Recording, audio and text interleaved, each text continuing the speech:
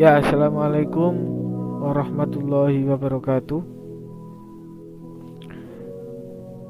Kali ini di pembelajaran sejarah di awal-awal tahun ajaran baru, tentu kita masih di materi awal yaitu tentang penjelajahan samudra bangsa Eropa. Namun yang saya bahas kali ini bukan penjelajahan samudra bangsa Eropa, tapi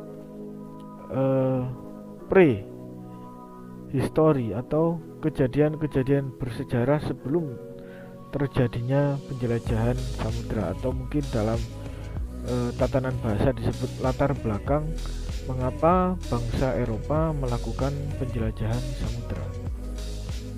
Ini sangat erat kaitannya dengan adanya perdagangan yang nantinya melahirkan jalur perdagangan kuno di dunia. Saya lanjutkan tentang perdagangan lintas benua. Perdagangan lintas benua yang kita kenal sekarang ada Asia, ada Eropa, ada Afrika, kemudian ada juga Amerika, Antartika, dan Australia. Namun dalam pembahasan kali ini yang paling poin pentingnya adalah tiga benua, yaitu benua Asia, benua Eropa, dan benua Afrika, yang mana perdagangan atau lintas dagang mereka sudah terjalin bahkan sebelum Masehi. Hal ini dibuktikan dengan adanya temuan-temuan kuno, temuan-temuan bersejarah, temuan-temuan arkeologi dari kota-kota kuno yang ada di dunia, seperti Mesopotamia atau Irak ketika masa awal-awal berdirinya sampai nanti masa Nabi Ibrahim dan sebagainya. Lalu kemudian Mesir kuno, yaitu di masa-masa awal sampai nanti masa Fir'aun dan sebagainya. Kemudian Romawi atau Bizantium yang di Eropa. Nah, ini bisa dibuktikan dengan adanya apa? Yaitu ada produk-produk yang tidak mereka hasilkan di negaranya, tapi ada. Maka hal itu menjadi indikasi bahwa zaman dahulu terjadi adanya kontak pertukaran barang yang kita kenal dengan perdagangan. Mengapa perdagangan lintas benua terjadi? Ya karena ada perbedaan daerah, perbedaan produk, ada kekhasan produk dengan cuaca-cuaca yang berbeda, kemudian komunitas masyarakat yang berbeda, melahirkan kebudayaan, melahirkan perekonomian, sistem-sistem kehidupan yang berbeda, membuat tiap daerah memiliki kekhasan, memiliki kekayaan alam, kekayaan produk, dan di antara produk-produk itu mereka juga memiliki kekurangan masing-masing. Ada banyak komoditi-komoditi yang menjadi keunggulan produk seperti rempah, kain, dan juga kekayaan alam lainnya, dan juga ada yang dapat dikatakan miring ya, yaitu kekayaan manusia. Tak hanya perdagangan, tapi juga ada rasa penasaran tentang misteri dunia, melahirkan adanya lintas penjelajahan baik darat maupun samudra, yang mana lintas penjelajahan itu melahirkan juga adanya pengenalan produk dan nantinya menjadi perdagangan. Saya lanjutkan ke komoditi mahal. Komoditi yang dianggap mahal pada zaman dahulu. Yang pertama ada rempah, yang sekarang ini negara kita Indonesia sedang gencar-gencarnya untuk berusaha menghidupkan kembali kota-kota penghasil rempah dan pasar-pasar pemasok rempah yang kita kenal dengan sebutan jalur rempah Nusantara.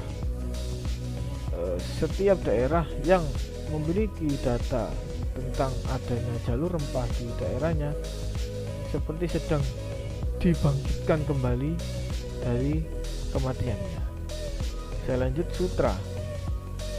Kain sutra atau produk sutra ini tentu saja diperkenalkan dan diperkembangkan oleh Cina, sehingga Cina dikenal memiliki jalur yang sangat fenomenal, yaitu jalur sutra, yang mana jalur itu melintasi berbagai kota-kota penting dan juga melewati 3 benua.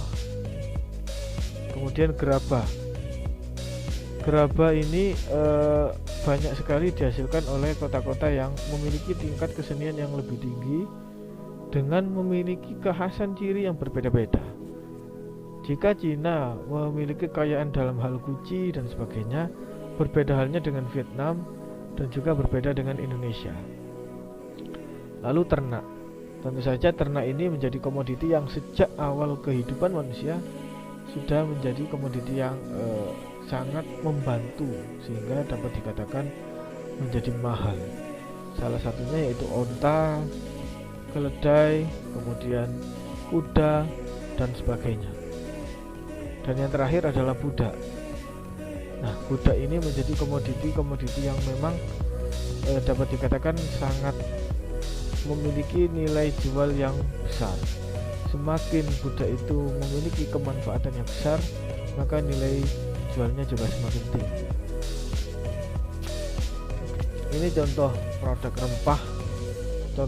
rempah yang diperdagangkan dan menjadi hal yang sangat penting. Saya lanjut, ini adalah jalur kuno atau jalur sutra. Nah, dapat dilihat jalur ini dimulai dari Cina, kemudian ke Persia atau Irak, lalu Baghdad, kemudian Yerusalem sampai ke Bizantium, Roma. Jadi Roma menjadi kota yang sangat penting bagi Eropa pada zaman itu. Saya lanjut ke rute dagang.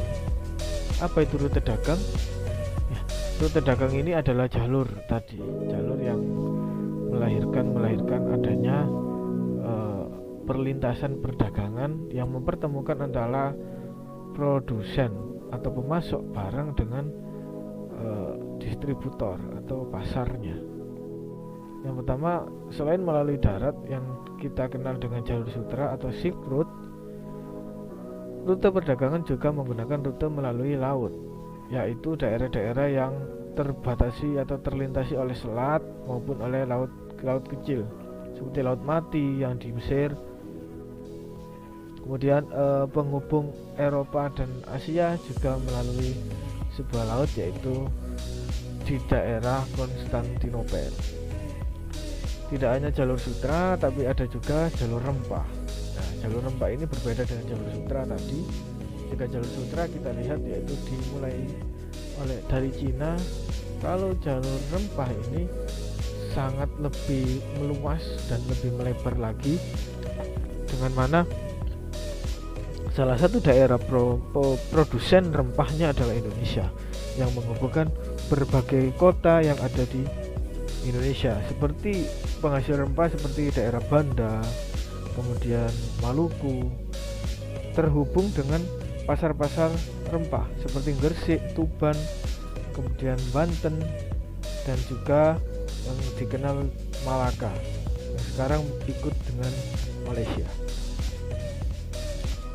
Ada 3 poin yang akan saya bahas selanjutnya, yaitu tentang komoditi, ekonomi, dan perang.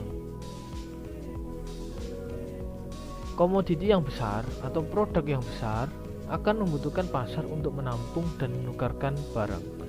Tanpa adanya pasar tersebut, maka komoditi itu dapat perlahan mati atau dapat dianggap tidak berguna, tidak memiliki kemanfaatan. Hal ini sering atau banyak terjadi di berbagai daerah yang mana sebenarnya komoditi atau produk itu sangat mahal, namun karena tidak menemukan pasar, tidak menemukan pembeli, maka komoditi itu menjadi barang yang tidak berguna. Nah, salah satu pasar kuno internasional di Eropa adalah Konstantinopel, atau pasar kuno ini yang dapat dikatakan Konstantinopel ini pasar yang sangat besar di Eropa. Kesuksesan pasar melahirkan adanya perebutan hegemoni dan persaingan untuk menguasai. Siapa yang menguasai pasar, maka dapat dikatakan kekayaan pasar tersebut juga dapat menjadi milik penguasa tersebut. Salah satu persaingan yang besar dalam perebutan pasar adalah perang salib yang pernah terjadi di dunia. Oke, Kenapa Konstantinopel itu penting dan penaklukannya itu menjadi penting? Ya, karena Konstantinopel merupakan ibu kota kerajaan Romawi yang menjadi pasar utama dari para penduduk Eropa. Jadi penduduk Eropa itu sangat membutuhkan barang-barang yang sangat penting seperti rempah untuk kehidupan mereka. Ketika pasar mereka direbut, maka tentu saja yang terjadi adalah mereka mencari jalan lain atau jalan pintas untuk mencari sendiri daripada berada di ambang kematian. Jadi Konstantinopel itu menghubungkan Asia dan Eropa, memiliki pelabuhan besar yang disebut Tanduk Emas. Setelah jatuh, Konstantinopel diubah namanya menjadi Istanbul yang sekarang jadi berada di wilayah Turki. Nah, itulah mengapa Konstantinopel dan penaklukannya ini menjadi sangat penting dan vital dalam kaitannya dengan alasan bangsa Eropa melakukan penjelajahan samudra. Mungkin itu saja yang dapat saya jelaskan untuk pertemuan kali ini, yaitu tentang latar belakang dari penjelajahan samudra, yang mana salah satunya adalah penaklukan Konstantinopel. Kita akan bertemu di materi selanjutnya. Assalamualaikum warahmatullahi wabarakatuh.